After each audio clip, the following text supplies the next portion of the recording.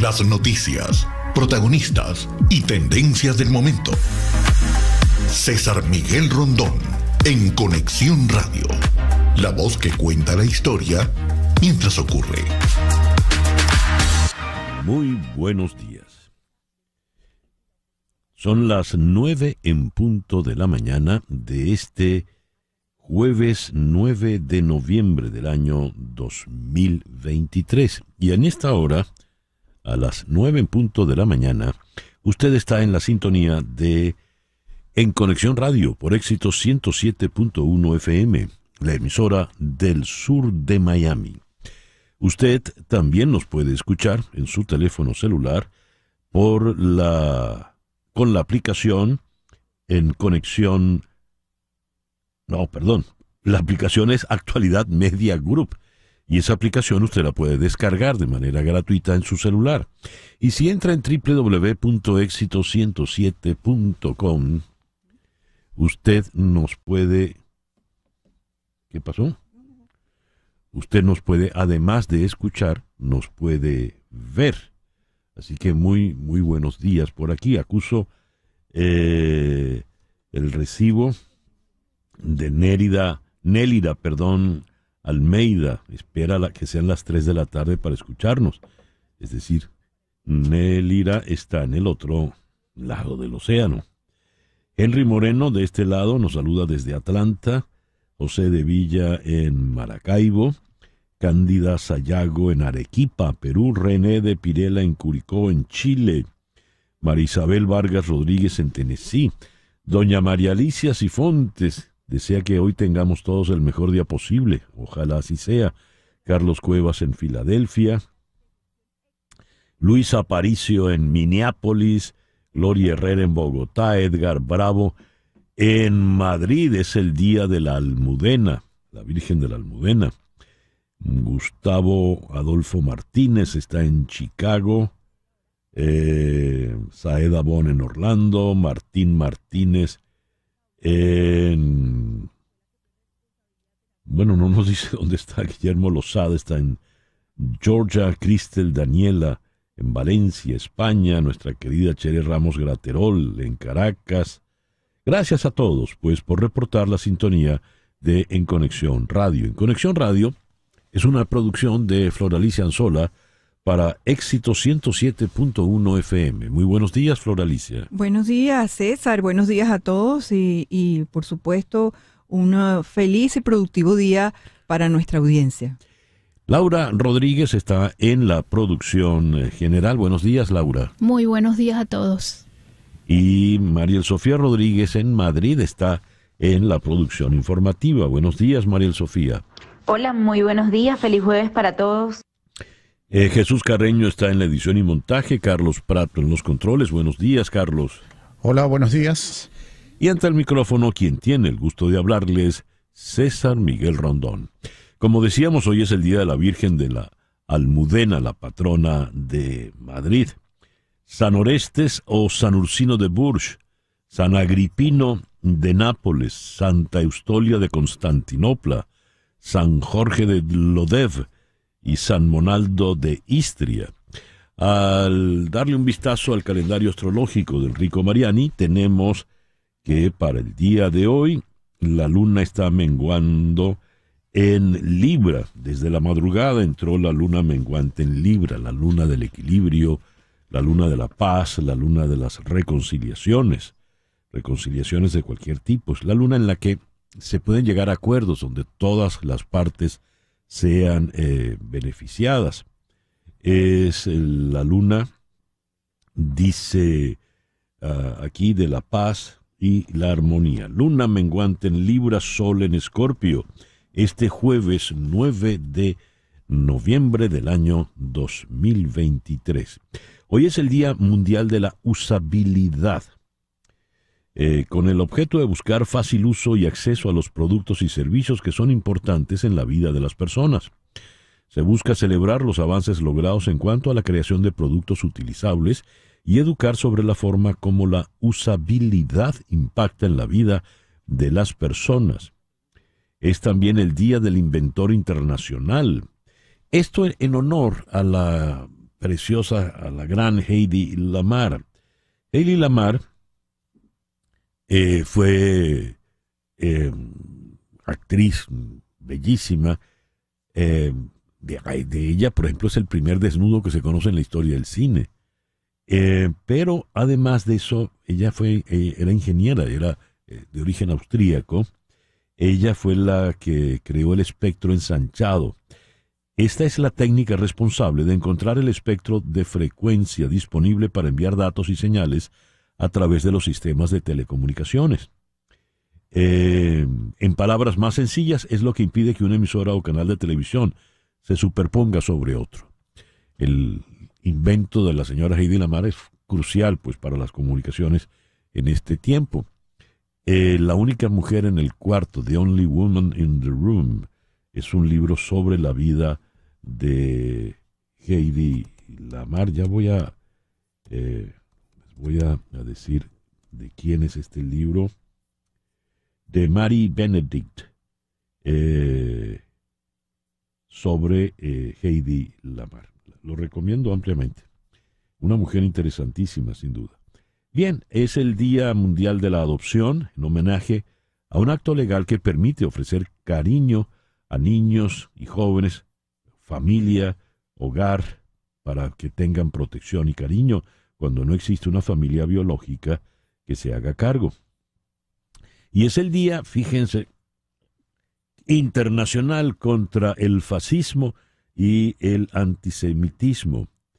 Y esto porque se recuerda lo que ocurrió en Austria, volvemos a Austria, en 1938, cuando se dio la llamada Noche de los Cristales Rotos. Ya hablaremos de eso.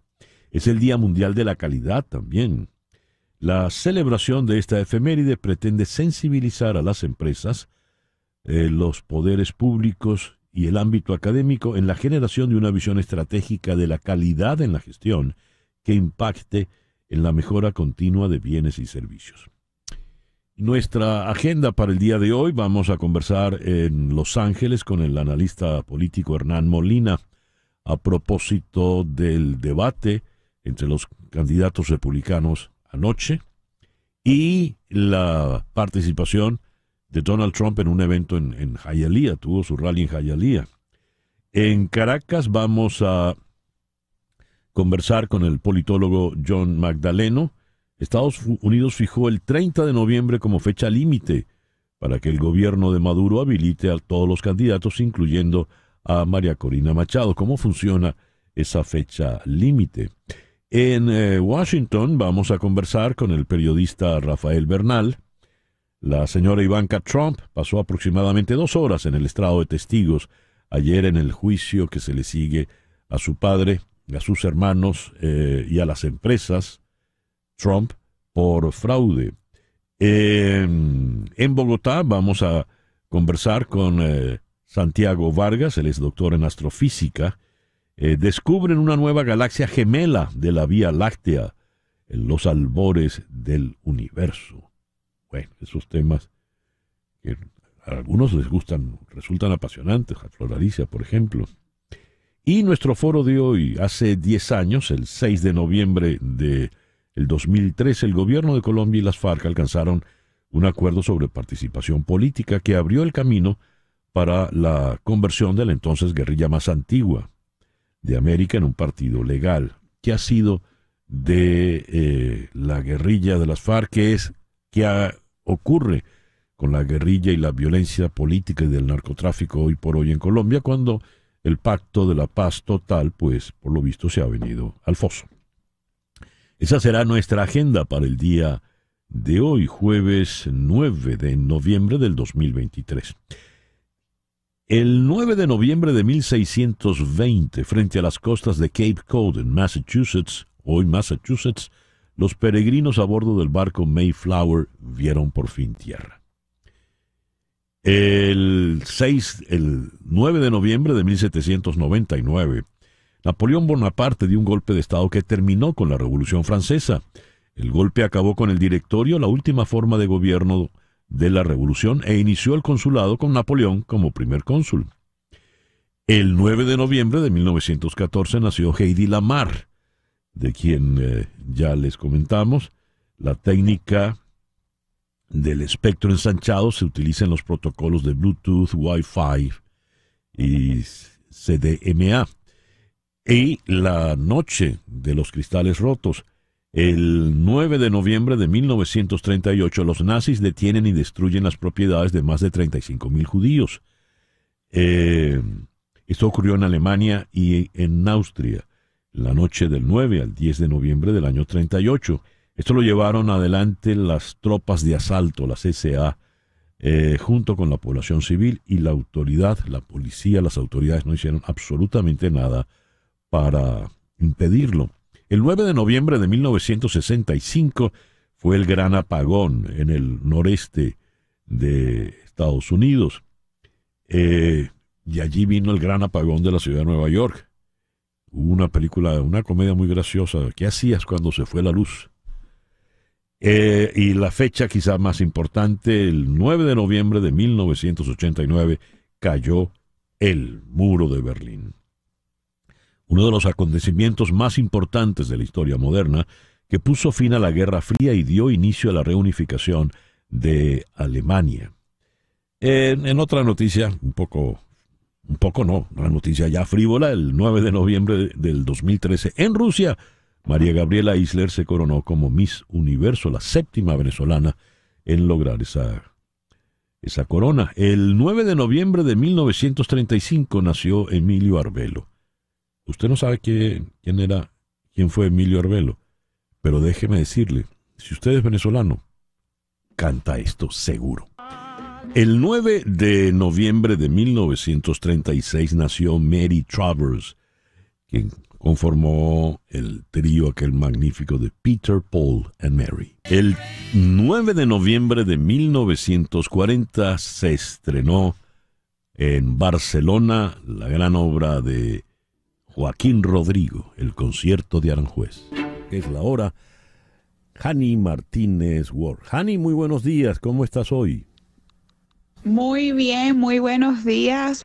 ¿Cómo está la oficina hoy, Hani? Bueno, estamos muy bien. Usualmente en estos 3 meses del año nos enfocamos en cerrar los casos. La mayoría de un caso se puede demorar de 6 a 9 meses en cerrar porque necesitamos trabajar en la parte de la salud, que la persona reciba las terapias adecuadas, vea a los doctores, vea a los especialistas necesarios para no solamente cerrar el caso cuando la persona se encuentre bien de salud, pero también para que esté bien documentado y así poder obtener la máxima compensación monetaria, que es lo que siempre hablamos. Y durante estos últimos 3 meses nos enfocamos en cerrar todos esos tipos de casos.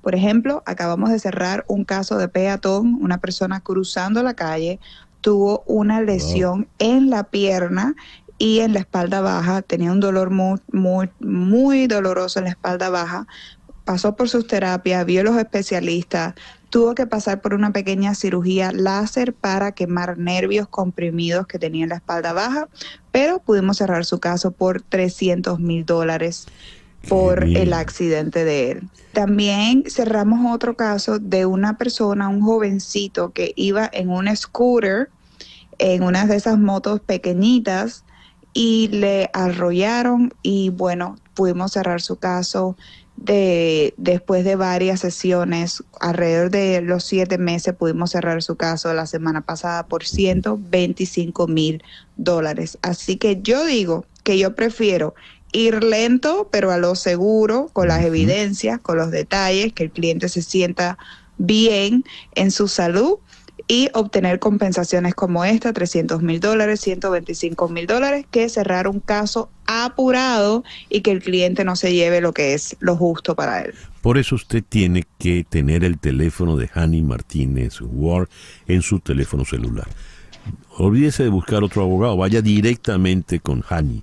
El teléfono de Hani, 855-55, 855-55, que equivale a 855-365-6755. Le repito, 855-365-6755. Hani, cuando hablamos de accidente es cualquier tipo de accidente en la calle con un automóvil, ¿verdad? No tiene que haber algún herido, ¿o sí? Exactamente, cualquier tipo de automóvil, pero, o sea, la persona puede ir cruzando la calle en moto, en bicicleta, inclusive que lo arrollen, que le dé un camión, que le dé un tráiler, mientras un carro le da, la persona, no importa en qué vehículo esté, tiene derecho a hacer un caso legal en contra del seguro de la persona que le chocó. Y eso es lo más importante. Por eso es que siempre recomendamos llamar a la policía, llamar a 911 y hacer su reporte de policía, que ahí va a salir la información del seguro de la persona culpable y nosotros vamos a ir en contra de ese seguro. 855-DOLOR-55. 855-DOLOR-55, que equivale a 855-365-6755. Muchísimas gracias, Hani, que tengas un maravilloso día. Muchísimas gracias. Hani Martínez Ward, tu abogada de accidentes. El editorial con César Miguel Rondón.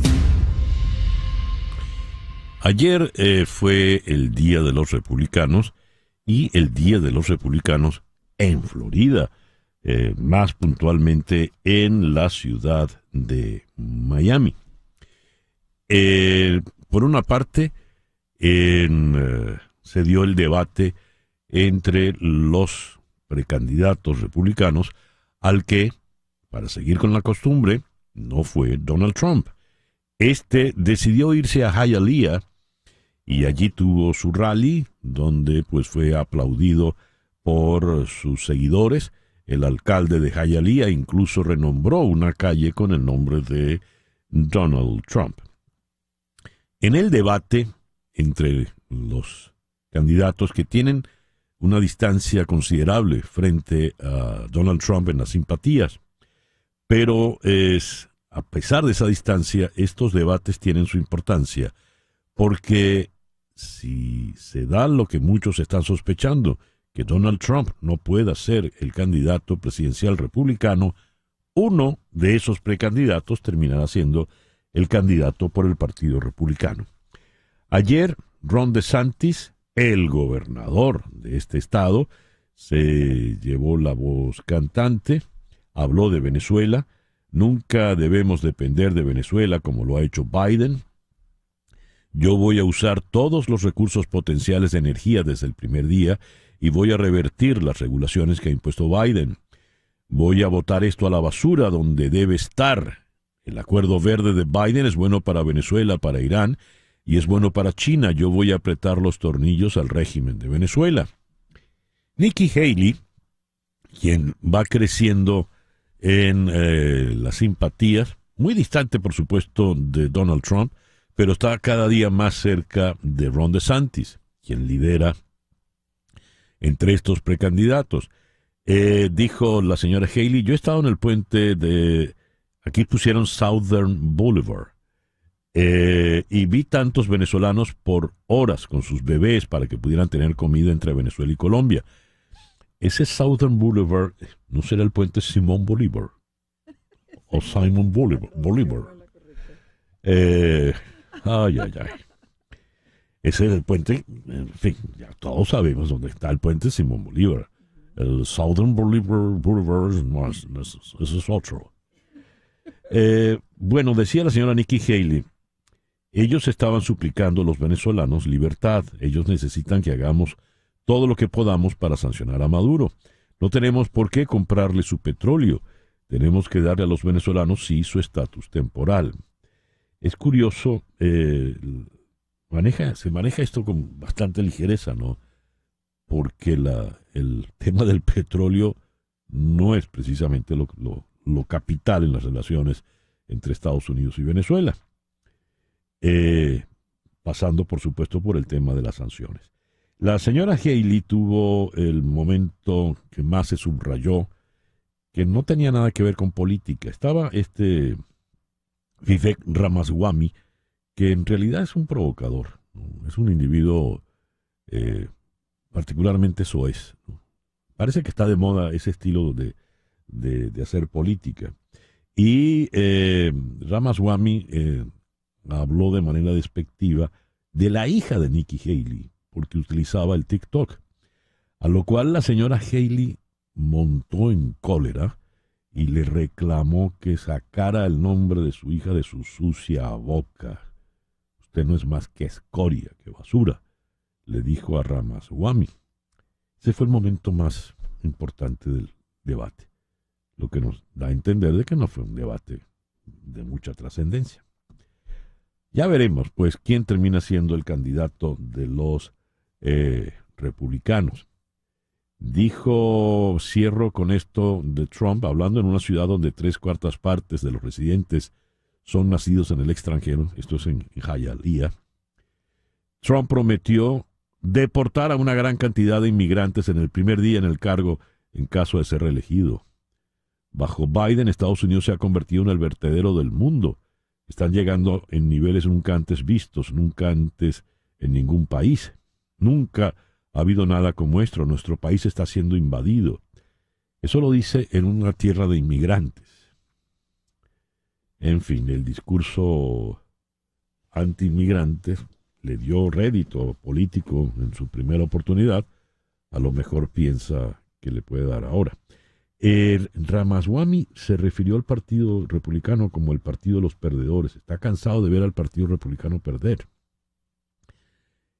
Pero decir el Partido Republicano es un partido de perdedores es una frase muy fuerte, sobre todo si la dice un aspirante republicano. Así van las cosas. 9:23 de la mañana, una pequeña pausa y ya regresamos con las noticias más importantes de este jueves 9 de noviembre. Continuamos en breve con César Miguel Rondón en Conexión Radio por Éxitos 107.1 FM.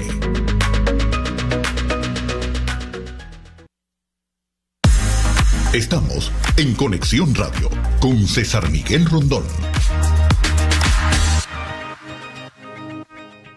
Bien, vamos con las noticias más importantes del día. El ex líder del PP en Cataluña y fundador de Vox, Alejo Vidal Quadras, de 78 años, ha sido disparado en la cara durante un tiroteo registrado en Madrid, hoy, jueves 9 de noviembre. La policía recibió el aviso poco antes de las 14 horas locales, es decir, hace poco más de una hora, y acaba de llegar a la zona en la que ha tenido lugar el suceso, la calle Núñez de Balboa. En concreto, las autoridades buscan a un varón joven que ha disparado al político a quemarropa en la cara y se ha dado a la fuga en una motocicleta. Los investigadores ya han solicitado las imágenes de las cámaras de seguridad de la zona para intentar localizar el vehículo. Siguiendo en España, el PSOE y Junts per Catalunya están ultimando el acuerdo en Bruselas sobre la ley de amnistía y tienen todo listo para presentarlo hoy mismo si nada se tuerce en el último momento, según fuentes catalanas. Los socialistas, más prudentes después de varios retrasos inesperados, señalan que están muy cerca y confían en poder cerrar, pero no sería la primera vez que en el último momento de madrugada se complican las cosas. En cualquier caso, el acuerdo parece muy cercano y en ningún momento de la semana ninguno de los dos partidos ha trasladado mensajes de que este acuerdo estuviese en riesgo. En caso de que se firme hoy, la investidura podría acelerarse. Difícilmente se llegaría esta semana porque habría que forzar mucho, pero sí podría ser nada más arrancar la próxima, lunes o martes a más tardar. El expresidente Donald Trump permanecerá en la votación primaria de Minnesota después de que la Corte Suprema del Estado desestimara ayer una demanda que buscaba poner fin a su candidatura bajo una disposición constitucional rara vez utilizada, que prohíbe a aquellos que se comprometieron en la insurrección ocupar el cargo.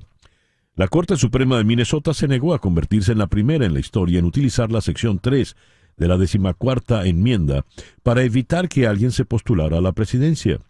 El tribunal esquivó la cuestión central de la demanda: si el papel de Trump en el ataque del 6 de enero de 2021 al Capitolio de los Estados Unidos lo descalificó de la presidencia al dictaminar que la ley estatal permite a los partidos poner a quien quieran en la boleta primaria. Israel dijo que las autoridades brasileñas frustraron un ataque contra la población judía del Brasil, ataque por parte de Hezbollah. El primer ministro israelí Benjamín Netanyahu dijo que el Mossad La agencia de espionaje de Israel había ayudado a Brasilia en la investigación que condujo al arresto de 2 personas. Aunque Brasil tiene poca historia de extremismo interno, se ha erigido una creciente intolerancia hacia los casi 100.000 judíos del país. La Policía Federal ha abierto 21 investigaciones que involucran a grupos neonazis este año, mientras que la Confederación Israelita del país ha recibido 467 informes de antisemitismo desde el mes pasado, más de 10 veces más que el año anterior. En Beirut, al menos 9 personas murieron por un bombardeo de Estados Unidos contra objetivos pertenecientes a las milicias iraníes en la provincia de Deir al-Sur, al este de Siria. El segundo de las últimas 2 semanas en respuesta a una oleada de ataques contra sus bases, según informaron 2 ONGs. El ataque aéreo tuvo lugar de madrugada contra posiciones de los grupos armados apoyados por Teherán y contra un almacén de armas en la ciudad de Deir al-Sur, capital de la provincia homónima, según el Observatorio Sirio de Derechos Humanos en un comunicado. En Los Ángeles, el Sindicato de Actores de los Estados Unidos alcanzó un principio de acuerdo con los grandes estudios de Hollywood y plataformas de streaming para la firma de un nuevo convenio colectivo que supondría el fin de una huelga que se ha prolongado 118 días. El comité negociador de SAG-AFTRA, el sindicato en cuestión, aprobó el acuerdo en una votación unánime en el día de ayer y la huelga finalizará a las 12:01 del día de hoy, hora del oeste. El convenio aún tiene que ser ratificado por la Junta Directiva y los miembros del sindicato, y una vez que eso suceda se darán a conocer los detalles del contrato que regirá los próximos 3 años de relación laboral entre el sindicato y los estudios representados por la Alianza de Productores de Cine y Televisión. El pasado martes y en el día de ayer se realizaron las audiencias de apelación sobre la investigación que lleva la Corte Penal Internacional en La Haya por los crímenes de lesa humanidad denunciados en Venezuela. Al cierre de la sesión de ayer, la jefa de la Oficina de Defensa de las Víctimas en la Corte, Paulina Macida, refutó los argumentos de Venezuela con un duro discurso en el que mencionó las graves violaciones de derechos humanos que se registran en el país. Dijo: "Esta es la primera vez que las víctimas tienen la oportunidad de dirigirse verbalmente a una sala de esta Corte. No puedo enfatizar lo suficiente la importancia de esta audiencia para las víctimas. Si bien las cuestiones debatidas son puramente legales, el asunto subyacente de este procedimiento es una realidad fáctica para ellas. Venezuela no está investigando los crímenes que ellas, las víctimas, sus familiares y amigos sufrieron. Mientras hablamos, en Venezuela se siguen cometiendo crímenes con impunidad". Fin de la cita. Las víctimas informaron que desde 2014 numerosas personas han sido asesinadas ilegalmente durante manifestaciones, no solo por razones de derechos civiles y políticos, sino también por derechos sociales y económicos. Hay numerosos casos de tortura, incluidos actos de violencia sexual, principalmente en instalaciones de detención, donde las víctimas en vano denunciaron los delitos que sufrieron a las autoridades nacionales. Dice la señora Macida, las víctimas subrayaron que han estado esperando casi 10 años para que se realice una investigación adecuada de los trágicos eventos que sufrieron. Miran a la Corte Penal Internacional para encontrar consuelo, justicia y sanación. Sus expectativas son que esta Corte cumpla su promesa de responsabilizar a los actores por las atrocidades que han sufrido.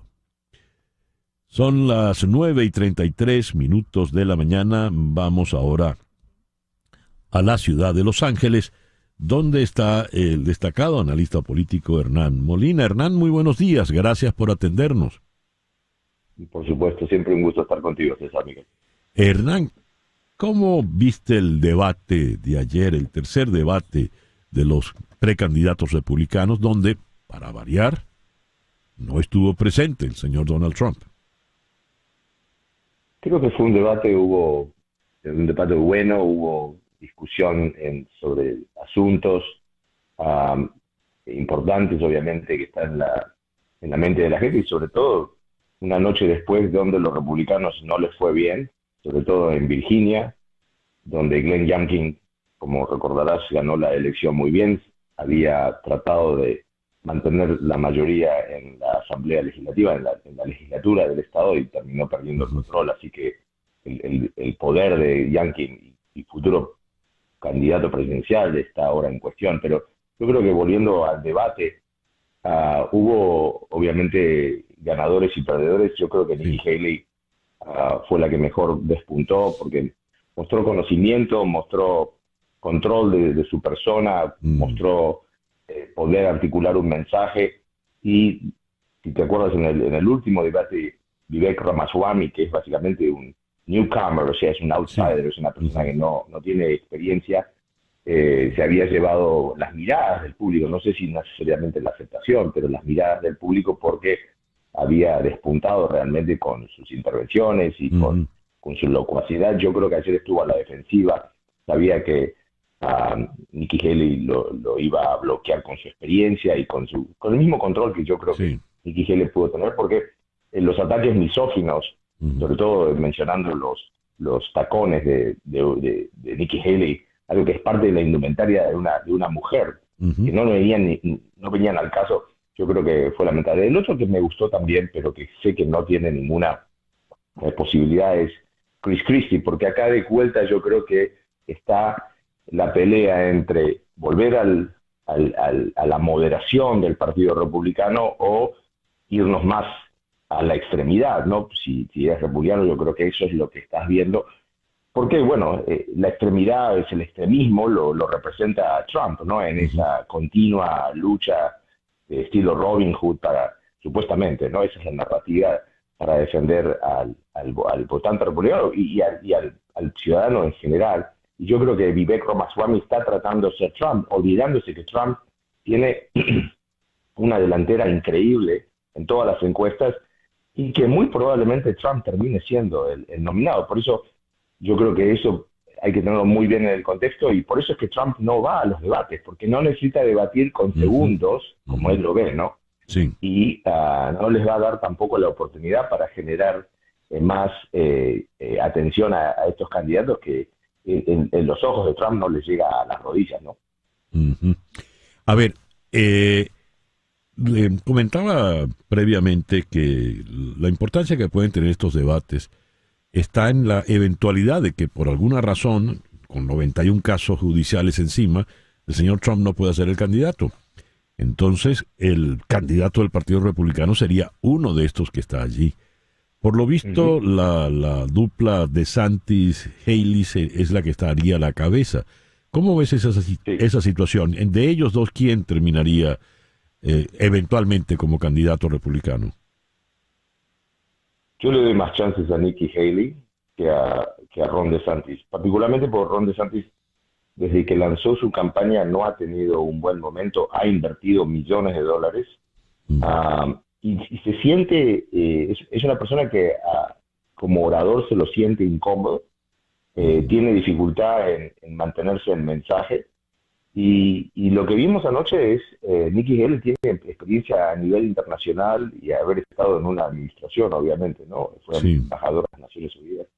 Y yo creo que ha demostrado no solo conocimientos, sino también una posición firme, que es muy común para los republicanos, para los candidatos republicanos, para el Partido Republicano en general, que yo creo que va a apelar no solo a lo que es la parte más tradicional del Partido Republicano, que eran los que apoyaban a Bush, por ejemplo, pero también puede llegar a apelar a aquellos que quieren a Trump, pero en la ausencia de Trump pueden llegar se van a sentir forzados, porque no van a votar por un demócrata, a apoyar a una persona como Haley, que es decidida y se presenta como una persona con determinación, que eso creo que es muy importante, sobre todo para una mujer, porque seguimos, si bien las cosas han cambiado, sigue habiendo un gran machismo en la sociedad.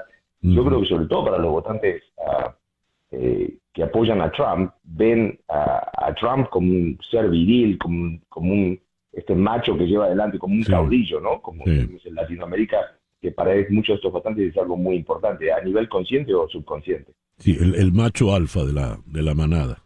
Exactamente, el hombre con poder y determinado. Y yo creo que Nikki Haley exuda eso sin perder su feminidad y sin perder, yo creo que su apariencia ejecutiva, que es muy importante, y sobre todo en mantener la calma, porque las cosas que dice Vivek Ramaswamy, por ejemplo, que está tratando de descolocarla, yo creo que con los movimientos de los ojos de Nikki Haley puede lograr muchísimo más de lo que hace Vivek Ramaswamy hablando y tratando de llamar la atención como lo está haciendo, ¿no? Sí, a mí me da que este señor Ramaswamy en realidad no pasa de ser un provocador de esquina, ¿no?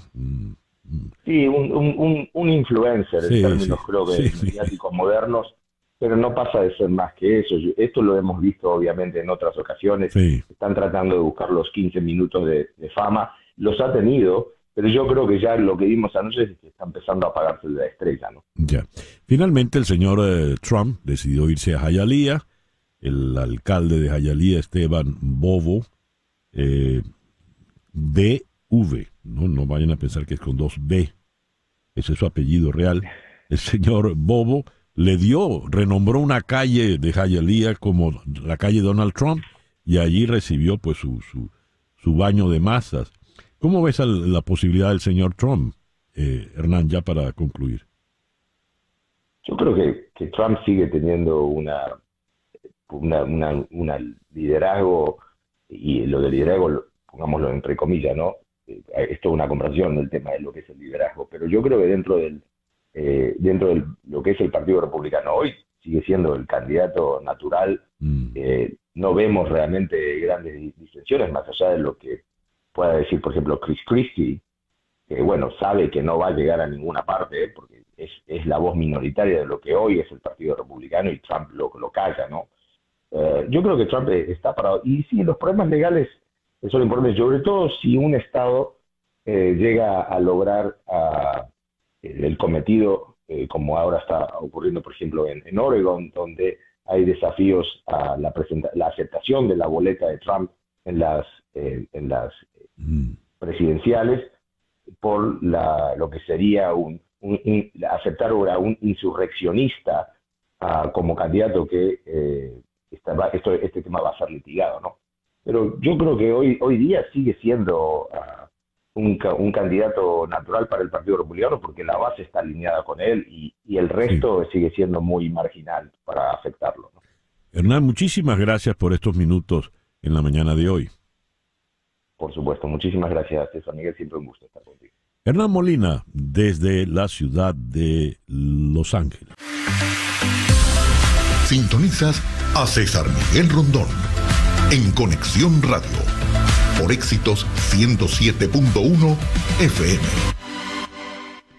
Son las 9:46. Contratar los servicios de un abogado de inmigración es un asunto serio, porque establecerse en Estados Unidos requiere de trámites que debes realizar solo con abogados con mucha experiencia y conocimiento del sistema. Y ese es el caso de las abogadas de Canelo Fadul Immigration. Ellas son especialistas en visas de inmigración, laboral, familiar, humanitarias, entre tantas otras, y suman más de 55 años de experiencia, asesorando desde la solicitud de la visa hasta la obtención de la residencia y posterior ciudadanía. Si necesitas asesoría para inmigrar y establecerte en Estados Unidos, llama al 844-8MIGRAR, 844-8MIGRAR, que equivale a 844-864-4727. Di que llamas de mi parte y la primera consulta será gratis. También puedes escribir a inmigraya@canelofadul.com. Canelo Fadul Immigration, reputación, confiabilidad y efectividad. Tanto en el comentario editorial como en la conversación que tuvimos con el analista Hernán Molina en Los Ángeles, reparamos en los comentarios que hubo ayer en el debate entre los precandidatos republicanos, la mención que hubo a Venezuela, el tema del petróleo y las posturas muy firmes frente a Nicolás Maduro. Vamos a Caracas. ¿Cómo se recibió eso allá en Caracas? En la línea telefónica está el politólogo John Magdaleno. John, muy buenos días. Muchísimas gracias por atendernos. Buenos días, César, a tu orden. ¿Escuchaste las opiniones sobre Venezuela, básicamente de Ron DeSantis y Nikki Haley en el debate republicano de ayer? Es correcto, César Miguel, y también la amenaza de sanciones, de nuevas sanciones. ¿Qué opinión te merece esto que dijeron? Bueno, César Miguel, en lo esencial lo que veo es que hay un consenso en el Partido Republicano respecto de la política exterior que eventualmente se seguiría si alguno de ellos llega a la Casa Blanca. Es decir, el incremento obviamente de presiones y amenazas sobre el régimen autoritario venezolano. Ese es el mensaje fundamental que me llevo el día de ayer. Ya.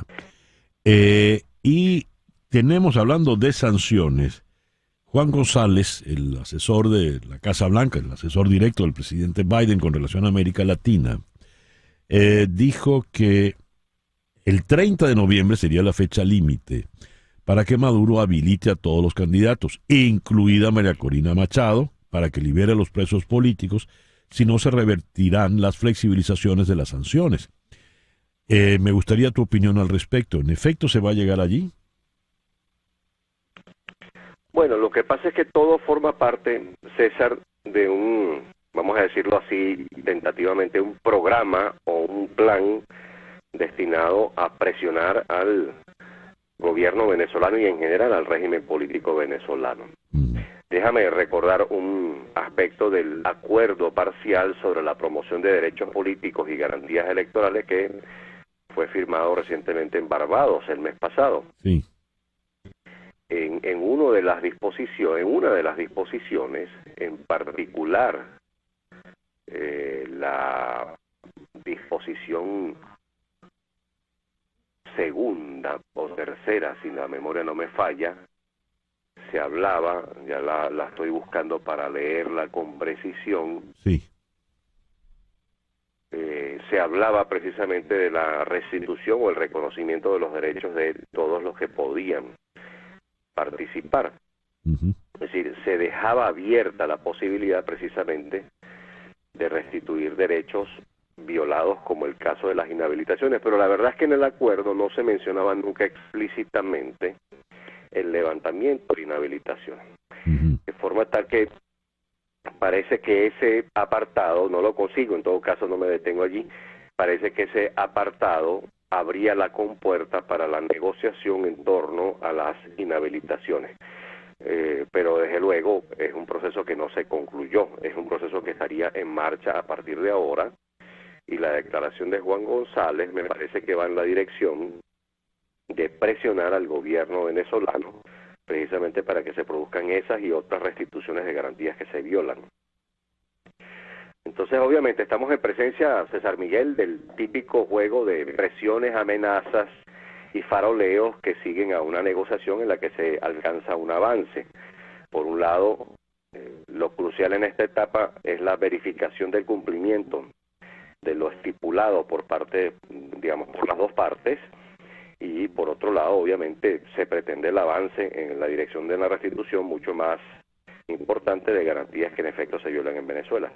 Ahora, el término del mes de noviembre luce muy perentorio como para pretender un avance sustantivo en esta materia, y eso es quizá lo que más me preocupa del planteamiento de Juan González.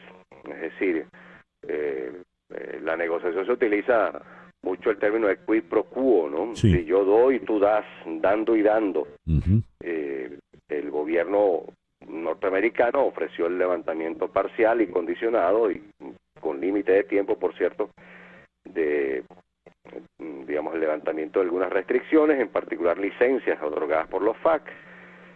Entonces el gobierno norteamericano estaría esperando señales de parte del gobierno venezolano, pero la inhabilitación, que es sin duda la decisiva, claro, el instrumento de poder que le queda al régimen autoritario venezolano, francamente no estoy tan seguro que se pueda, que su eliminación se pueda alcanzar de aquí al término de este mes. Ya. El detalle está en que el que lleva la voz cantante en esto es este señor González. Pero el señor González no habla a nombre del Departamento de Estado, que es el que lleva la política exterior en Estados Unidos. Claro, bajo instrucciones del señor Biden, por supuesto. ¿Cómo ves esa circunstancia que puedes lucir algo confusa, no? No necesariamente, César Miguel. En negociaciones siempre se usan actores no necesariamente institucionales o que no representan, digamos, a las instituciones formales. Entonces, en las negociaciones siempre, digamos, tienen intervención otros actores que puede que no comprometan la política de las instituciones formales. Así que, digamos, Gerardo Blay, para poner un ejemplo, es el jefe de la delegación venezolana, pero Gerardo Blay no ocupa ninguna posición estatal en este momento, ¿no?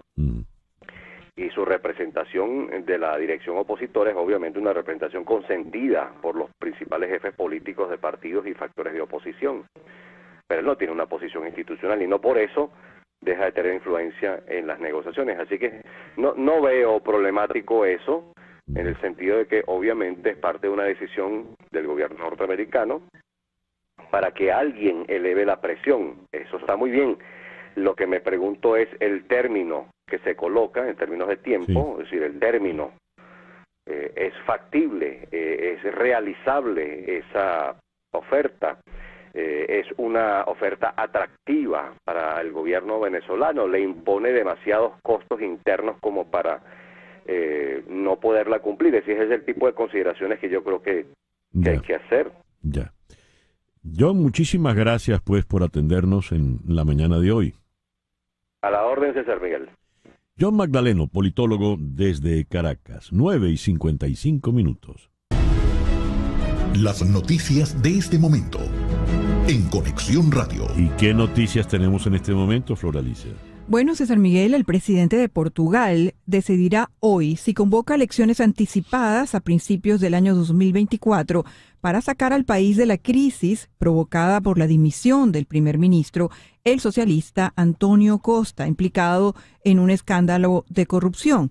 El presidente portugués, Marcelo Rebelo de Sousa, conservador, convocó al Consejo de Estado a partir de las 3 de la tarde de hoy, hora local, allá, para abordar la situación política del país. Está en este momento reunido. Tras ese encuentro, el jefe de Estado se dirigirá inmediatamente a la nación para comunicar su decisión, precisó la presidencia en un comunicado.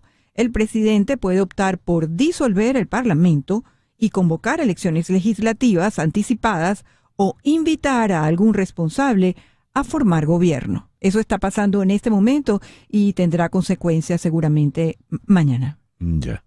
Gracias, Flor Alicia. Hablemos ahora a las 9:56 de taxes. A ver, pregunto. ¿Cómo afecta la elección de la estructura empresarial, como empresa unipersonal, LLC o una corporación, la obligación tributaria del propietario de una pequeña empresa? Una empresa de esas chiquititas.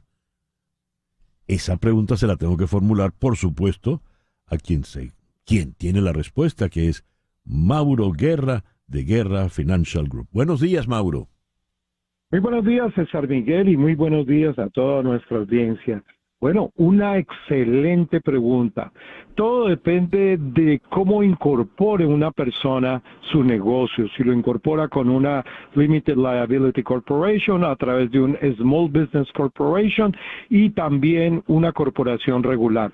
Pero hoy básicamente les tengo otra información que es muy importante. A ver. Resulta que las tasas de impuestos para el día de hoy, les voy a dar las tasas de impuestos que una persona está pagando, pero lo que viene para el año 2025 es muy importante, que van a subir los impuestos. Entonces ustedes se tienen que enterar con anterioridad de qué es lo que va a pasar, y esta noticia es básicamente la siguiente. A ver. La tasa de impuestos representativa del 10% seguirá siendo para el año 2025 el mismo 10%.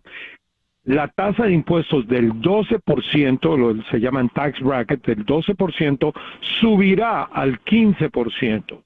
La tasa de impuestos del 22 subirá al 25%. La tasa de impuestos del 24 subirá al 28%. La tasa de impuestos del 32 subirá al 33%. La tasa de impuestos del 35 se queda en el 35%. y los que pagan más altos impuestos de 37% subirá al 39,6%. Yo quiero que ustedes tengan muy en cuenta esto, porque esto va a cambiar muchísimo la trayectoria de cómo va a pagar usted impuestos en sus taxes hacia el futuro. Y arriba de eso tenemos las ganancias de capital también, que posiblemente van a estar cambiando. Esa noticia todavía no se las tengo, pero sí las tasas de impuestos, si no hay un cambio en el Congreso, esto es lo que quedará. Es decir, los impuestos subirán para el 2025 y usted tiene que planificar. Es por eso que nosotros siempre los invitamos. La gente dice, no, yo planifico mañana. No, no planifique mañana porque va a salir crucificado. Las tasas de impuestos van a subir y usted va a decir, ay, yo no sabía. Y es eso lo que estamos tratando de predecir, que usted tenga la información con anterioridad para que pueda tomar buenas decisiones, César Miguel. Por ello, entonces, debe usted llamar y consultar con Mauro Guerra de Guerra Financial Group. El teléfono de Mauro Guerra, 305-777-1767. Le repito, 305-777-1767. También puede escribirle a www.guerrafinancial.com. Cada caso es particular, evidentemente, Mauro, pero en líneas generales, ¿qué nos sugieres hoy? Bueno, ¿qué es lo que yo sugiero?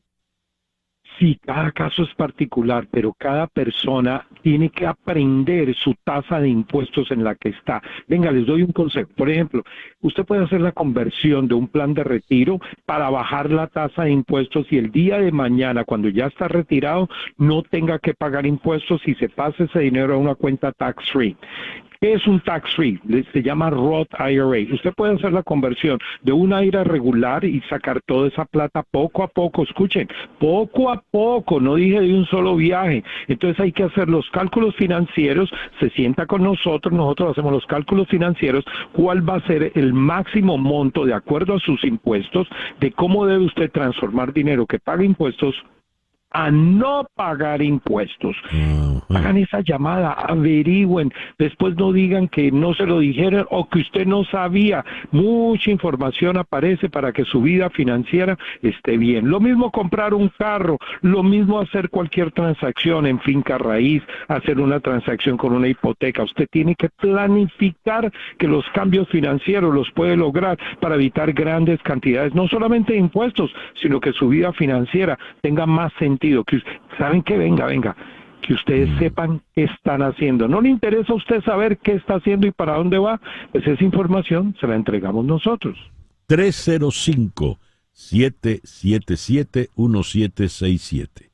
305-777-1767 o escriba a www.guerrafinancial.com.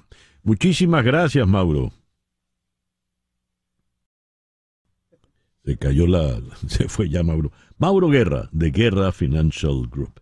10:02 de la mañana, una pequeña pausa y ya regresamos en Conexión Radio por Éxitos 107.1 FM en Miami.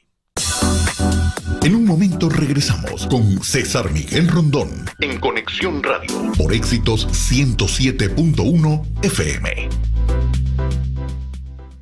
El 6 de noviembre del año 2013, 10 años atrás, el gobierno de Colombia y las FARC llegaron a un acuerdo sobre participación política. Esto abrió el camino para la conversión de la entonces guerrilla más antigua de toda América en un partido legal. 10 años después, ¿qué tenemos? Hay una disidencia de las FARC en armas. El actual presidente Gustavo Petro ha tratado de llevar adelante el proyecto de la paz total, pero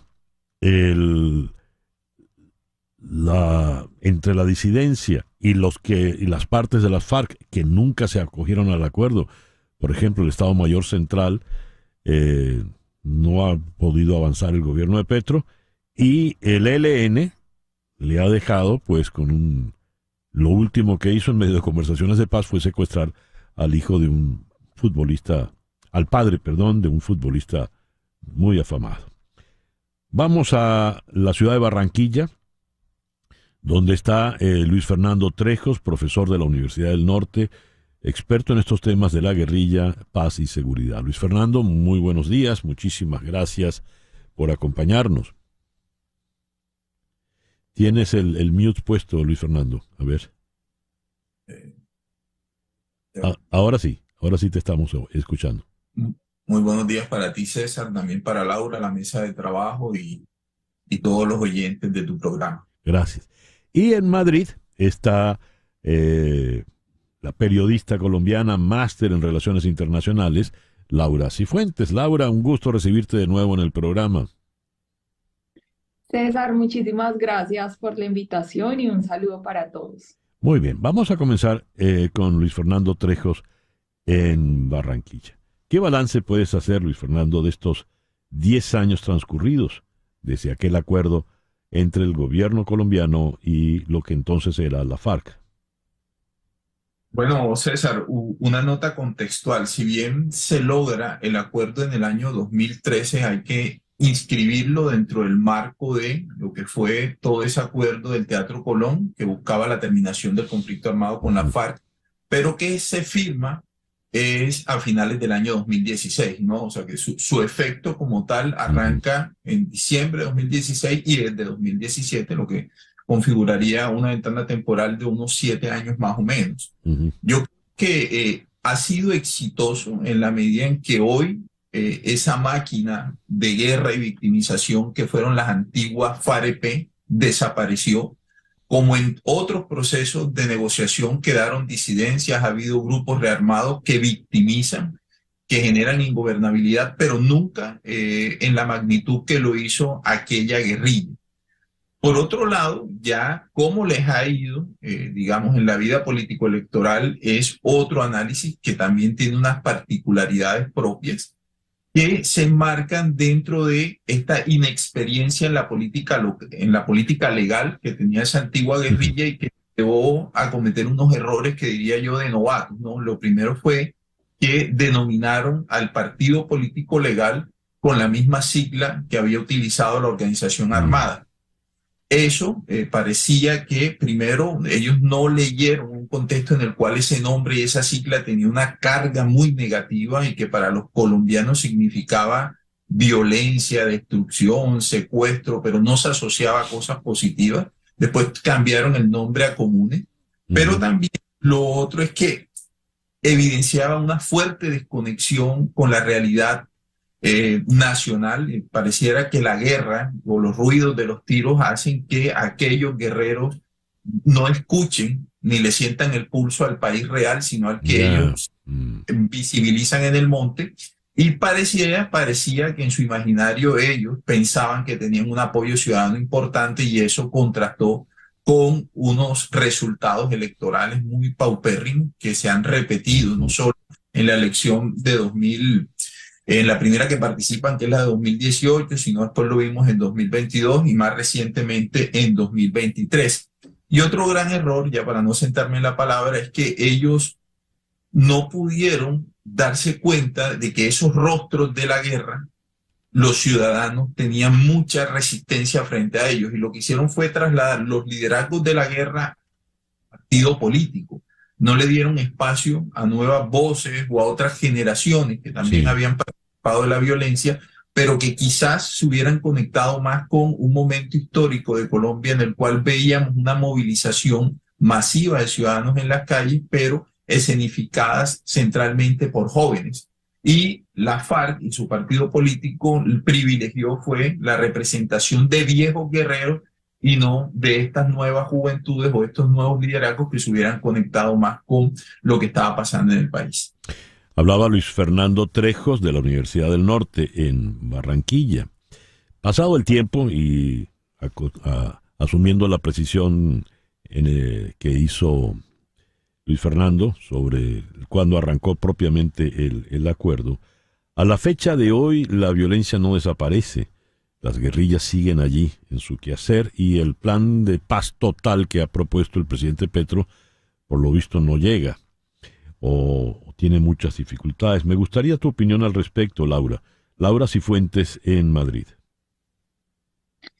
Efectivamente, César, después de todo lo que ha sido este camino en búsqueda de la paz en Colombia, hemos visto diferentes vacíos institucionales por parte del Estado, pero también hemos visto cómo estos grupos guerrilleros se fueron transformando de alguna manera en grupos narcotraficantes. Vemos cómo muchas de estas guerrillas dejaron esta ideología política de izquierdas, de luchar por el pueblo, para financiarse con el narcotráfico, y ese ha sido una de las grandes falencias, y de alguna manera vemos como las disidencias de las FARC no se acogen a este acuerdo precisamente porque ocupan esos espacios donde hay altamente cultivos ilícitos, y pues vemos cómo se van lucrando. Entonces ahí vemos una de las grandes falencias, porque después del acuerdo llega un gobierno, el gobierno del expresidente Iván Duque, que se había opuesto al acuerdo con las FARC. Entonces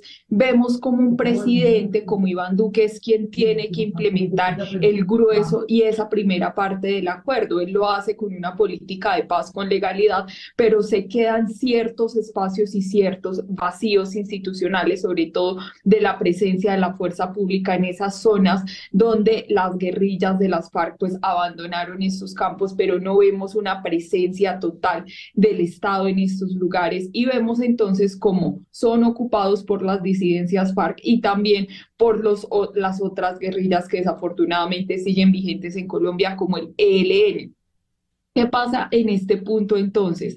Vemos un gobierno Duque que intenta hacer la implementación de los acuerdos con su propia política, paz con legalidad, y vemos ahora la llegada del primer gobierno de izquierda de cabeza del presidente Petro, que propone esta implementación de la paz total.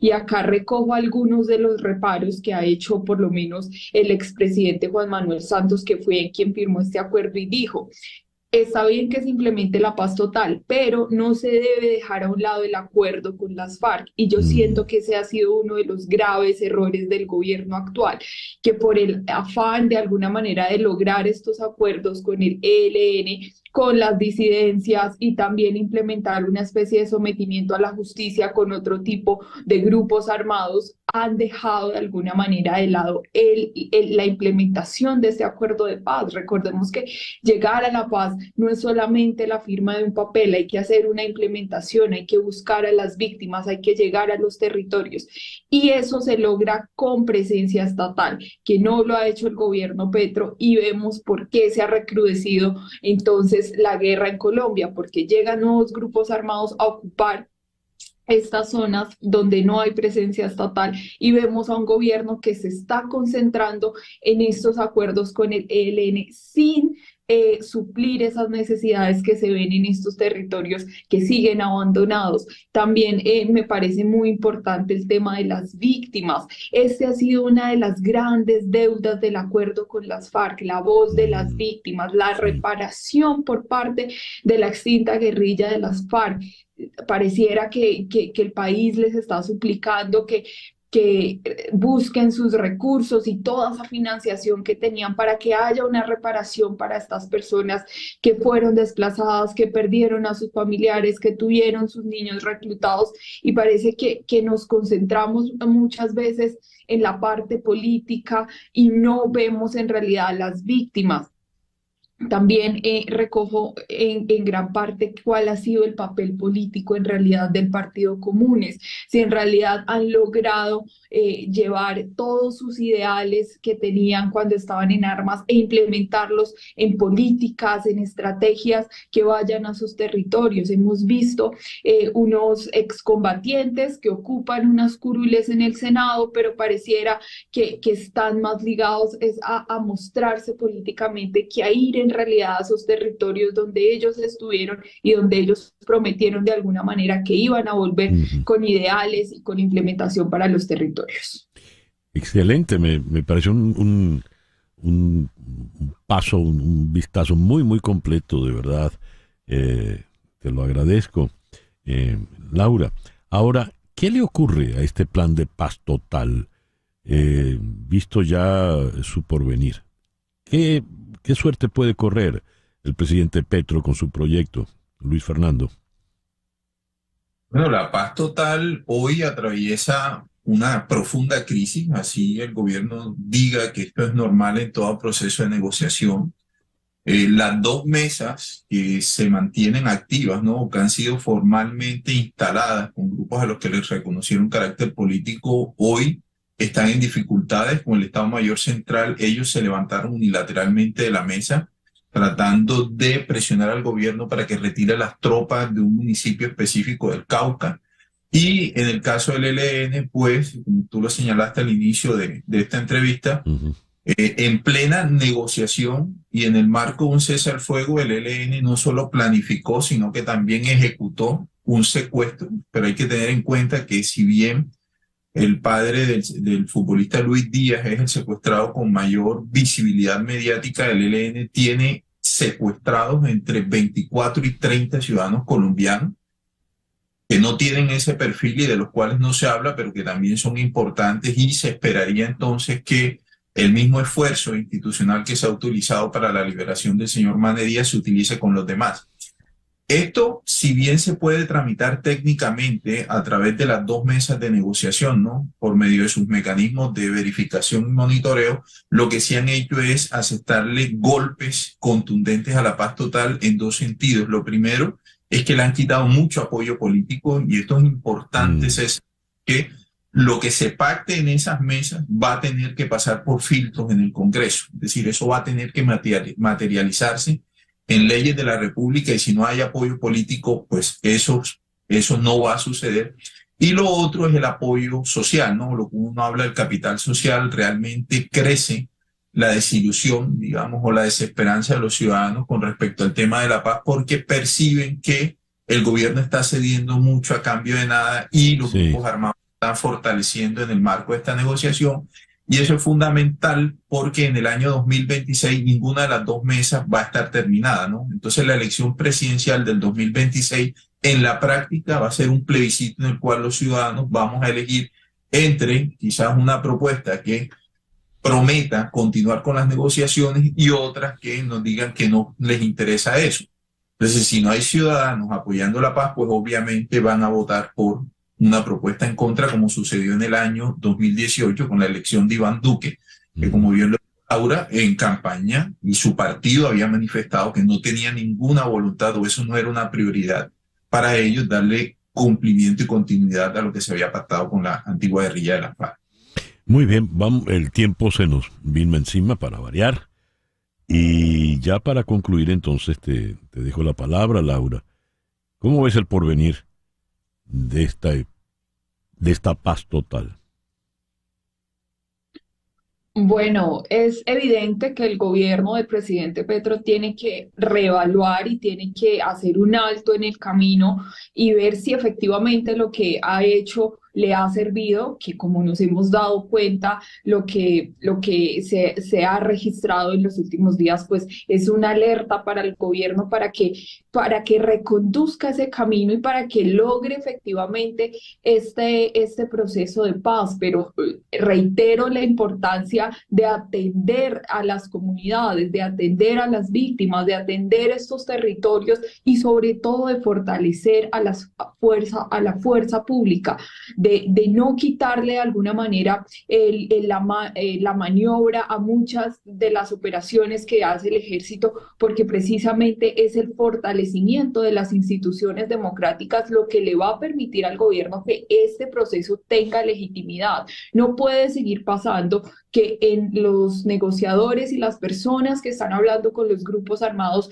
den una declaración e inmediatamente tanto las disidencias como el ELN hagan y actúen de la forma totalmente contraria, porque esto solamente va a generar un rechazo por parte de la ciudadanía.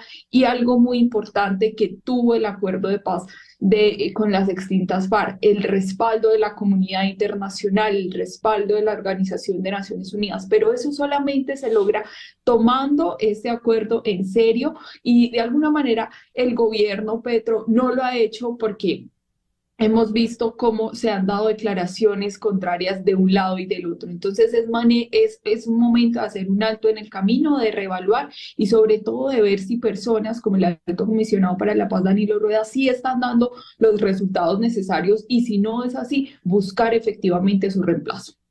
Laura, muchísimas gracias por habernos acompañado en esta mañana. Laura Cifuentes, periodista y máster en Relaciones Internacionales desde Madrid. Muchísimas gracias, Laura.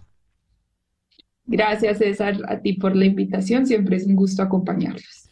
Y en la ciudad de Barranquilla, Luis Fernando Trejos, profesor en la Universidad del Norte. Muchísimas gracias, Luis Fernando. No, a ustedes por la invitación.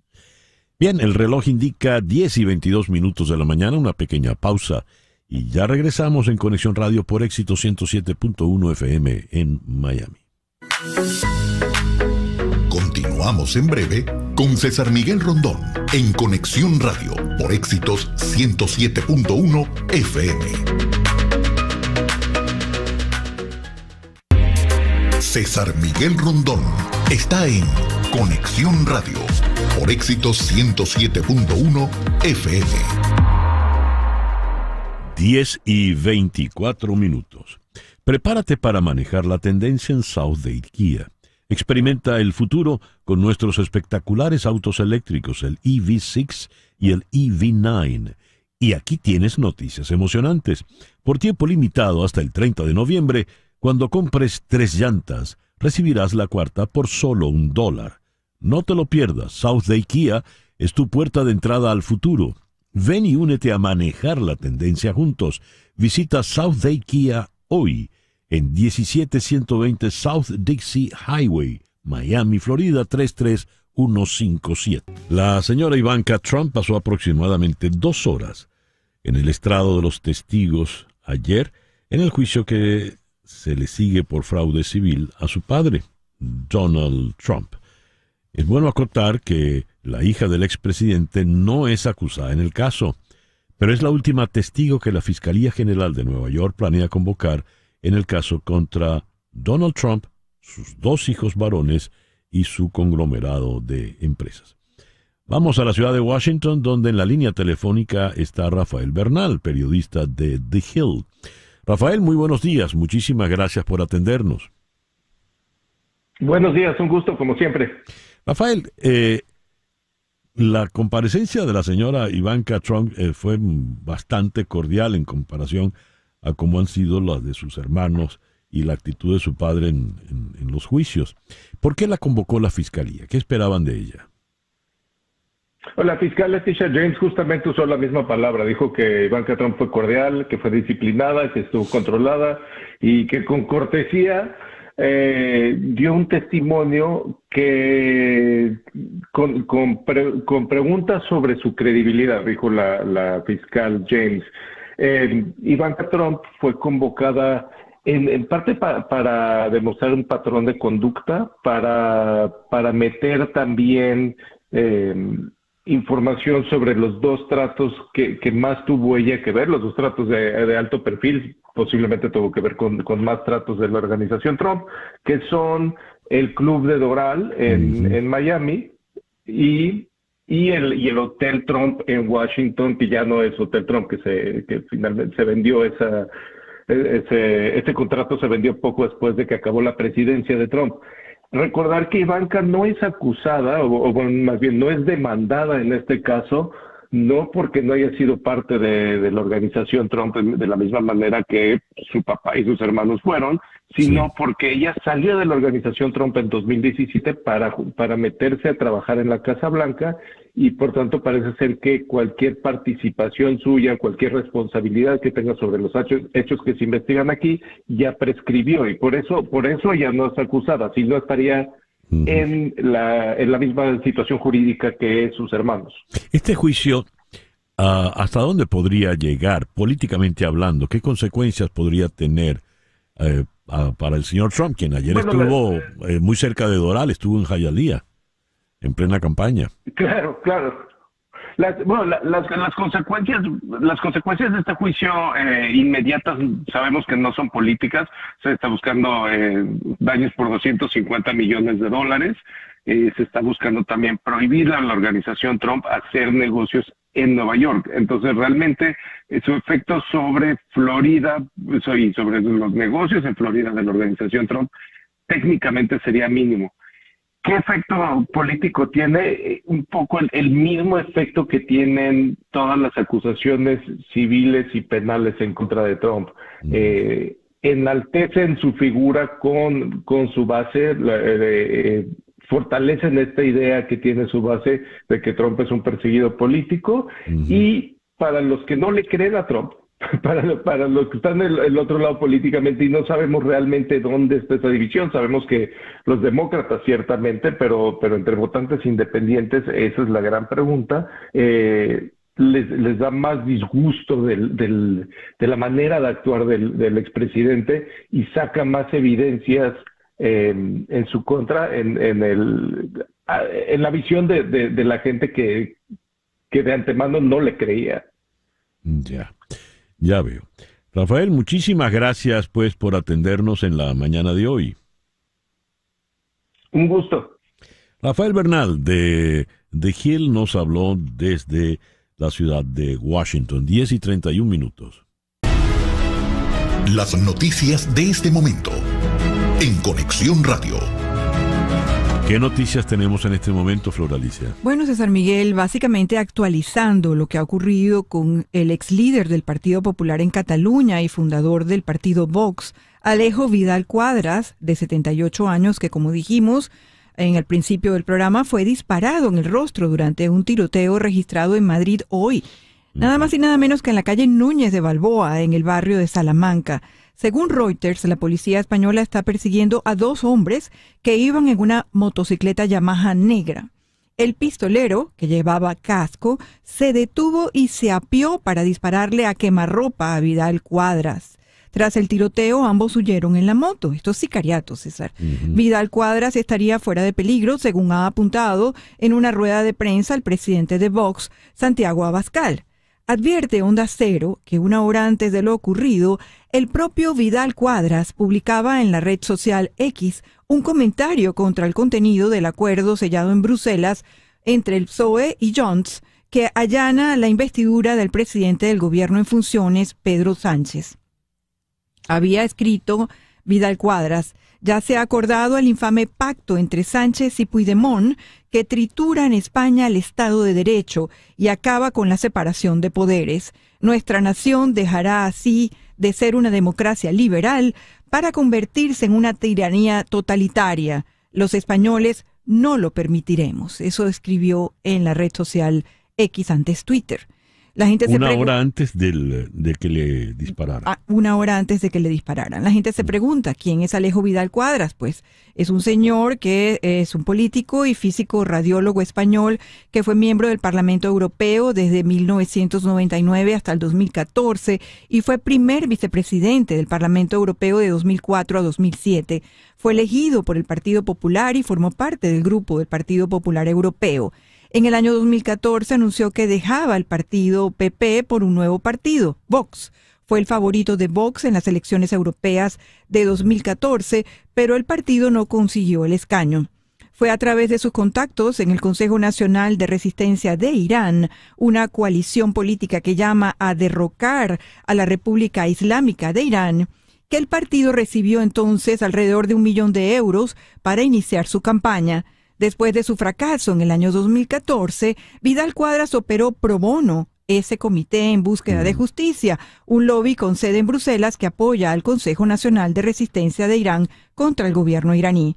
Es miembro de los Amigos Europeos de Israel, un grupo de presión que tiene como objetivo defender los intereses de Israel dentro de la Unión Europea. Es grave, sin lugar a dudas. De los tiempos de ETA no se veía un caso así de violencia política en España. Sí, hemos estado tratando, César, de hacer contacto con algún periodista de los que en ocasión tenemos aquí en el programa, pero todos están montados en la misma información que tenemos hasta el momento y no quieren agregar nada que sea especulativo. El señor Vidal Quadras nació en Barcelona y tiene 78 años. Gracias, Flor Alicia. Bien, son las 10:34 de la mañana. ¿Ha oído usted hablar de la visa O1? O1, no 01, porque 01 en mis tiempos de estudiante de bachillerato era raspado, si usted no sacó nada. No 01, O1. ¿Qué es esta visa?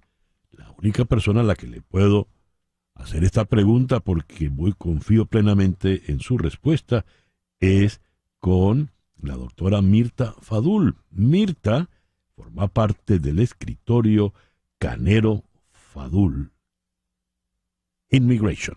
Mirta, muy buenos días. Muchísimas gracias por atendernos. Mirta, te cayó la llamada con Mirta. ¿Qué es la visa O1? ¿Cuáles son los requisitos fundamentales para obtener esta visa? Ya Laurita tiene a ver, Mirta, ¿me escuchas? Sí, Ah, sí, te escucho, ¿me escuchas? sí, perfectamente, Mirta. ¿Qué es la visa perfecto. O1? Claro que sí, sabes, la visa O1, César, es una visa que le llamamos la visa de habilidades extraordinarias, o más comúnmente la visa de talento. ¿Qué quiere decir esto, sabes? Es para una persona que ha alcanzado, sabes, un nivel de prestigio en su campo, ya sea en las artes, los deportes, las ciencias o los negocios, y quiera, sabes, explorar una vida, sabes, en Estados Unidos de manera temporal. La visa de talento, sabes, aplica para personas, sabes, que puedan mostrar, sabes, objetivamente su talento en diferentes categorías. A ver, ¿qué requisitos me exigen para yo poder obtener una visa O1? Primeramente tenemos que tener un peticionario. ¿Qué quiere decir eso? Tenemos que tener una oferta de trabajo en Estados Unidos, ya sea de una empresa que, sabes, está dando esa oferta de trabajo al talento, o también podemos usar la figura de lo que es un agente, donde la persona, sabes, ya sea en el arte o en el deporte, viene, sabes, a Estados Unidos a ser representado por ese agente, y ese agente, sabes, lo ayuda a conseguir ofertas de trabajo para poder aplicar a esa O1. Aparte de eso, de manera individual, el talento tiene que mostrar que, sabes, tiene prensa, sabes, escrita que hablen de ellos, tiene premios en el campo, tenga, sabes, contribuciones importantes al campo, haya hecho, sabes, o devengado un salario alto en su gremio. Todos esos tipos de evidencia nos ayudan a objetivamente mostrar, sabes, ese talento, tal vez público o no tan público, de esa persona. Y si no tengo ese peticionario, ¿estoy perdido o tengo alguna otra opción? No necesariamente, también podemos usar la figura del agente, porque el agente, sabes, es bien flexible. Puede ser cualquier persona que sea un residente americano o ciudadano. No tiene que necesariamente, sabes, dedicarse al gremio, sabes, de representar talento. Lo puede hacer como no lo puede hacer, pero a través de esa persona física me va a servir, sabes, como el peticionario, sabes, siempre voy a necesitar esa figura, ya es una empresa o un agente. El agente tiene que ser un poco más flexible, pero solo aplica en las artes o en los deportes. Y a través de ese agente ya entonces puedo tener la flexibilidad de tener varias ofertas de trabajo en los Estados Unidos que me permitan, sabes, continuar en mi gremio aquí en Estados Unidos. Ahora, tengo visa O1A y hay visa O1B. ¿Cuáles son estas? Es la misma visa, lo que pasa es que la O1B es para todo lo que es las artes, ya sea culinarias, cinematográficas, y lo que es la O1A es más para las ciencias, los deportes y los negocios. Culinarias. ¿Un chef puede optar a la O1B? Totalmente, la O1B a veces es el volumen mayor que hacemos interno en la oficina. Tenemos mucho talento en el área culinaria, sabes, especialmente aquí en Miami, que sabes, estamos ahora con un boom de restaurantes, sabes, eso es todo lo que nos hemos enfocado últimamente, sabes, en traer talento, sabes, de chefs, sabes, de Italia, Argentina, de todo país, sabes, del mundo, para venir a traer su talento aquí a Miami. ¿Cuánto tiempo puedo estar en Estados Unidos con una visa O1? Con una OS podemos pedir hasta 3 años y se puede renovar indefinitivamente, sabes, incrementos de 1 año, siempre y cuando, sabes, amerite esa actividad que vienes a hacer a Estados Unidos, esa extensión. Lo bueno es que la O, sabes, no tiene un límite o sea, no tiene un cap de tiempo que puedas solo aplicar. Puedes aplicar 3 años, renovar cada año y consecutivamente mantenerte en esa O sin límite. ¿Y mis familiares pueden estar conmigo si tengo esa visa O1? Totalmente. Los familiares, esposas e hijos menores de 21 años pueden ser abarcados por la O1, se llaman las O3, que son los dependientes.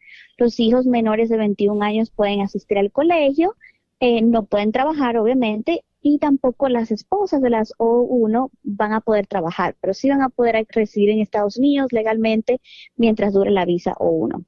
Tarda mucho en obtenerse esta visa porque todos los trámites migratorios últimamente son como muy largos, ¿no, Mirta?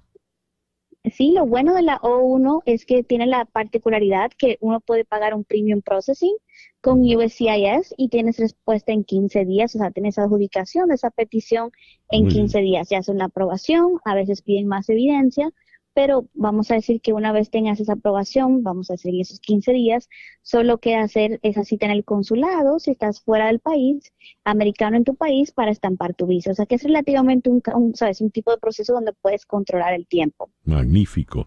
Bueno, le recomiendo que llame entonces a la doctora Mirta Fadul. Ella es la socia. Doctora Mirta Fadul. Ella es la socia.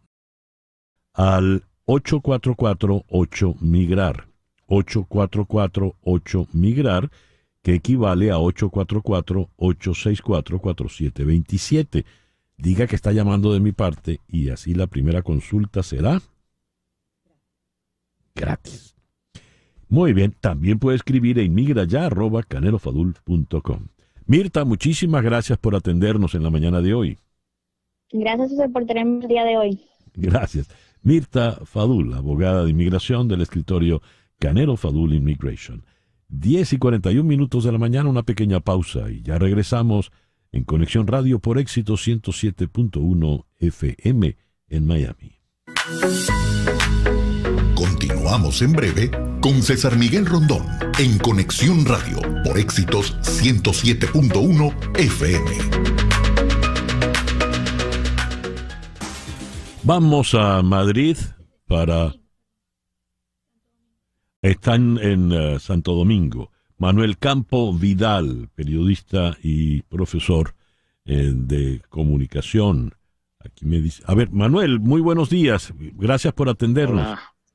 Sí, un saludo. Estoy aquí en Santo Domingo en un coloquio muy interesante de comunicación digital, de comunicación judicial, y tengo el honor de que me van a entregar una distinción la Asociación Mundial de Abogados sobre libertad de expresión, precisamente, ¿no? Que quiero dedicar además a todos los periodistas que se juegan la vida y algunos la pierden, por ejemplo en México y en otros países, ¿no? Sí. Pero un placer hablar con vosotros. He salido del coloquio un momento para atenderos. Manuel, enhorabuena en primer lugar por ese muy merecido reconocimiento que ya en breve te darán. Enhorabuena. Gracias. Yendo a la noticia, ¿qué información nos puedes dar de lo que ha acontecido en Madrid con el señor Vidal Cuadras? Pues yo no tengo más información que la que estoy leyendo, obviamente, en el diario El País, en el diario El Mundo, a través de los digitales. En cualquier caso, es un acto abominable que no existía en España desde que desapareció ETA o desde que se pudo controlar a grupos de extrema izquierda como el Grapo, de extrema derecha, ¿no? Como el Batallón Vasco Español y otros, ¿no? Es horroroso, ha sido un disparo al parecer en la cara a un personaje como Aleix Vidal Cuadras. Yo solamente puedo decirte que sí, que conozco a Aleix Vidal Cuadras. Él es un ingeniero nuclear catalán que debe vivir en Madrid o estaba en Madrid en ese momento, visto que era en la calle Núñez de Balboa, en Salamanca. En el barrio de Salamanca. Esa es la información que yo he leído. Él es un personaje que fue presidente del Partido Popular en Cataluña, que dejó el partido y fue uno de los fundadores de Vox. Y bueno, está más o menos en ese ámbito.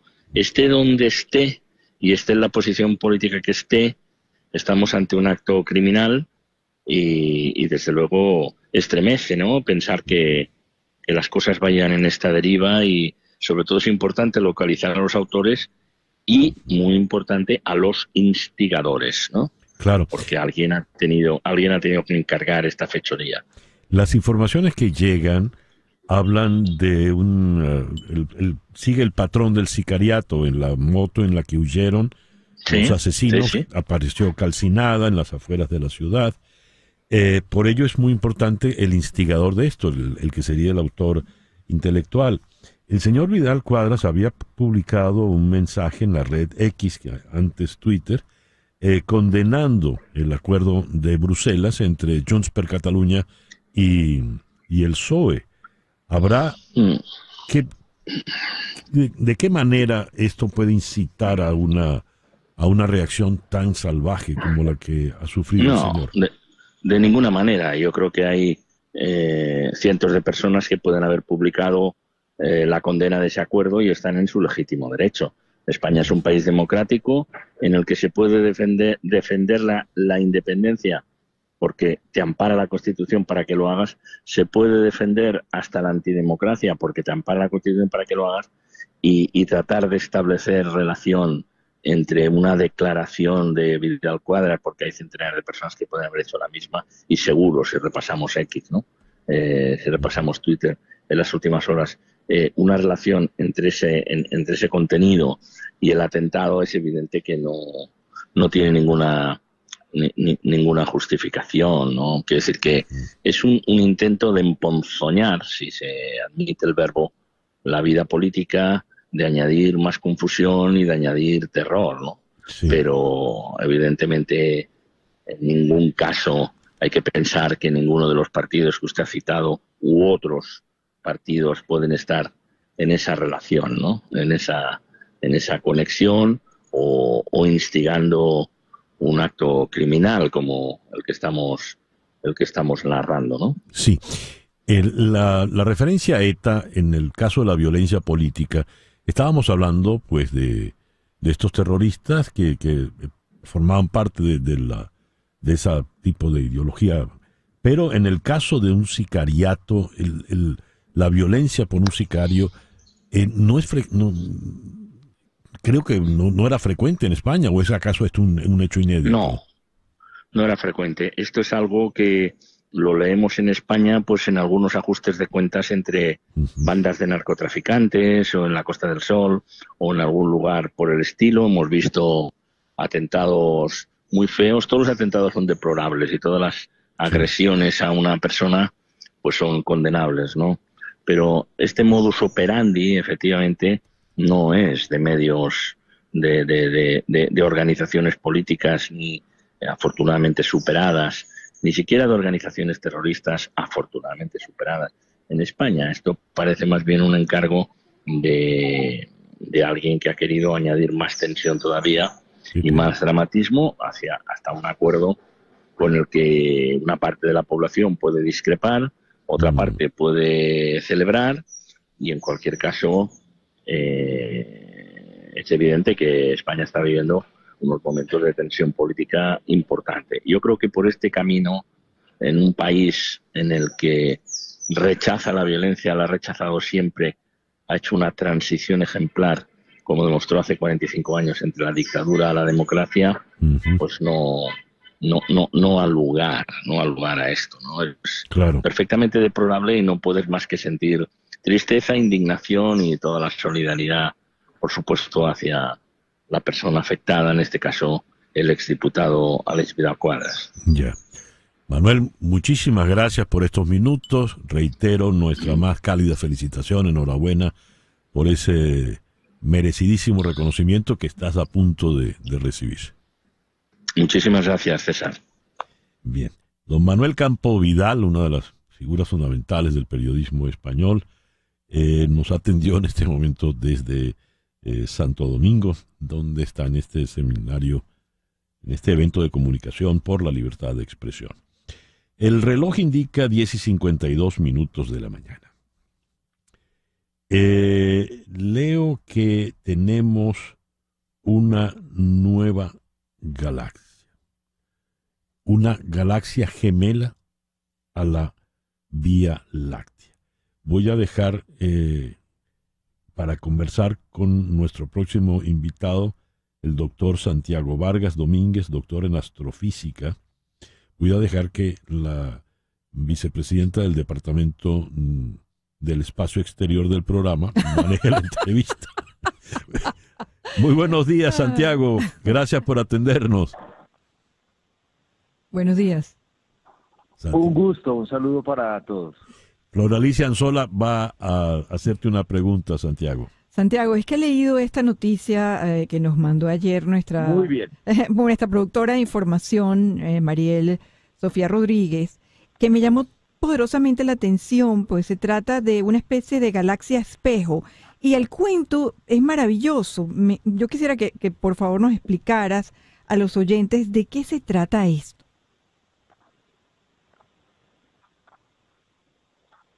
Bueno, muy bien, pues esto es consecuencia de las imágenes del telescopio espacial James Webb, lanzado recientemente, vamos para 2 años, y tiene que ver con nuevas galaxias que pensábamos que no existían, o por lo menos que no existían en esta etapa tan antigua del universo. Es una galaxia muy parecida a la nuestra, a la Vía Láctea, que es una galaxia que tiene unos brazos espirales y una barra en medio, y estas galaxias pensábamos que se formaban después de que el universo ya tenía más o menos la mitad de su edad, en una fase tardía del universo. Pero se encontró una galaxia como esta, como nuestra Vía Láctea, en una edad muy temprana, cuando el universo apenas tenía 2.000 millones de años. Parece mucho, pero el universo tiene casi 14.000 millones de años. Es decir, en una época en que el universo era todavía muy joven, muy bebé, y ya teníamos este tipo de galaxias que pensábamos que se formaban muchísimo después. Claro, ahora lo que he leído nos indica que estamos viendo una imagen que ocurrió hace es atrás en el tiempo. ¿Esta galaxia existirá hoy? ¿Qué se puede decir de eso? Claro, recordemos, sí, muy buena apreciación, porque recordemos que cuando miramos hacia lo lejos en el universo, estamos viendo el pasado. Y esto se da porque la luz tarda cierto tiempo en llegar de ese objeto a nuestros telescopios o a nuestros ojos. Efectivamente, esta galaxia estamos viéndola como era hace unos 7.000, 8.000 millones de años. Dios. Y eso significa pues que esa galaxia ha evolucionado, pero no sabemos cómo ha evolucionado, porque tendríamos que esperar mucho tiempo para que podamos verla como es ahora. Entonces, esto complementa un poco los modelos que tenemos de cómo se forman las galaxias, pero evidentemente tenemos que hacer más observaciones, y por eso las nuevas imágenes del Hubble, en los próximos 2, 3 años, seguramente esta noticia será muy cotidiana, porque descubriremos nuevas galaxias y podremos ir armando ese rompecabezas para saber exactamente cómo evolucionan las galaxias y cómo se puede llegar a una galaxia como la nuestra, una galaxia con 400.000 millones de estrellas, con planetas y un planeta con vida. Entonces, claro, esto es un primer paso apenas. Se abre una puerta de investigación para saber por qué el universo tiene este tipo de galaxias en una etapa tan temprana, donde pensábamos que las galaxias eran muy simples, pero estamos viendo una complejidad importante en estas primeras galaxias que formó el universo. Bueno, muchísimas gracias, Santiago Vargas Domínguez, doctor en astrofísica y profesor asociado del Observatorio Astronómico Nacional de Colombia. Nos encanta escucharte porque simplificas algo que luce tan complejo y que además nos invita a tener una mirada hacia el universo diferente, más cercana y sobre todo más curiosa. Gracias, Santiago. Hay un delay en la comunicación. Muchísimas gracias, un saludo. Muy bien. Bueno, regresemos al presente. Al planeta Tierra. Al planeta Tierra. Y hay que correr porque el tiempo en el planeta Tierra corre realmente. Y así nos vamos por el día de hoy. En Conexión Radio fue una producción de Floralicia Anzola para Éxito 107.1 FM, con Laura Rodríguez en la producción general, Mariel Sofía Rodríguez en la producción informativa, Jesús Carreño en la edición y montaje, Carlos Prato en los controles, y ante el micrófono, quien tuvo el gusto de hablarles, César Miguel Rondón.